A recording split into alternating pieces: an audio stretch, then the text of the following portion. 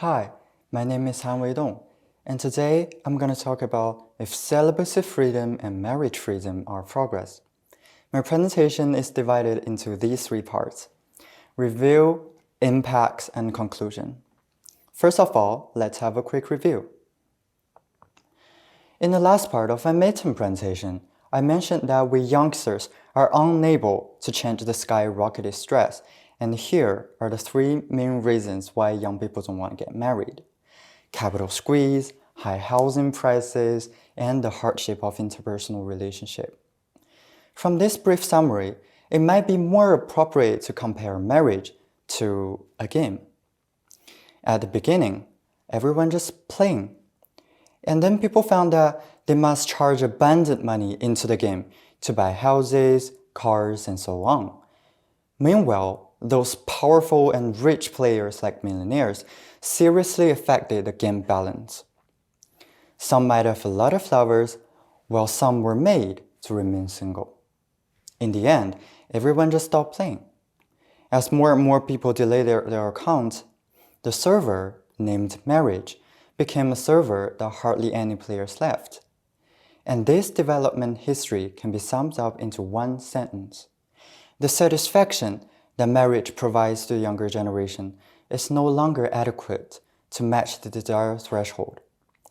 After realizing that emotional matters are more like metaphysics and marriage is not the destination of love, young couples are more willing to believe that a true and a real relationship is more than a marriage that is unworthy of its name. It seems that young people's lives are becoming soberer and soberer. But why does it mean that we are making progress? Why is the whole society still madly forcing young people to get married? Let's look at the impacts. The most direct impacts of celibacy freedom and marriage freedom is a reduction in fertility rate. China's total fertility rate is falling below the warning line. The total fertility rate refers to the average number of children each woman has in her lifetime, and generally speaking, a total fertility rate of 2.1 is a normal level of generational replacement, but China's total fertility rate was only 1.7. According to the prediction of the United Union, as early as 2023, the era of negative population growth in China will come. When the number of new births is less than the number of deaths in the same period, it means the country will enter an aging society, and the speed of which is faster, much faster than our imagination. Well, you may think an aging society has nothing to do with you, but let's take a look at Japan, a typical aging society. In 2018, China's marriage rate was about 7.3 per thousand, while Japan's rate was only 4.7. The number of births in Japan was about 18,000, but the number of deaths, as shown on the screen, soared to 1.36 million. The estimated Japan's total fertility rate was only 1.4. Not having children, not getting married, and not having mortgages sounds great, but it did cause an imbalance in Japan's talent pool. Important positions are more likely to be occupied by older people. As for the young, they work desperately, but they only have a few outlets. And this circumstance may eventually lead to suicides, crimes, and homelessness. The enamored society also resulted in sluggish economic growth. In 2020, Japan's GDP contracted by 3.9%, showing negative growth for the first time in 7 years. The impact of a low-desire society is not only reflected in domestic economy. In fact, a generation has already swallowed the bitter pill.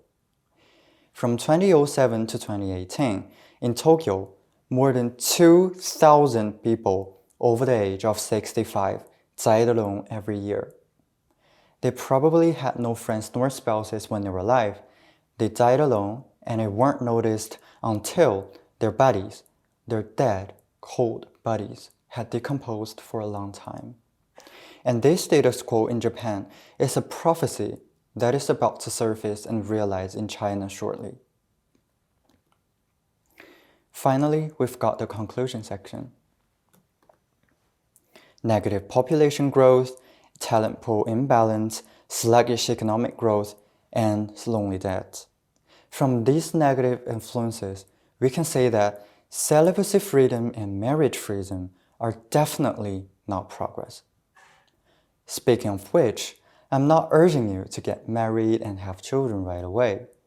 The contradiction between individual choices and the low-desire society cannot be resolved just by pushing. After all, in my opinion, the current situation is just a product of social development to a certain extent. Feasible ways to stop a low-desire society should be making more proper adjustment to economic policies and social welfare after understanding the underlying reasons for not getting married. Let young people truly choose their own path of happiness rather than aggravate anxiety. And I'm really looking forward to the day when no one is forced to get married, but only because of love. That's all for my today's presentation. Thank you.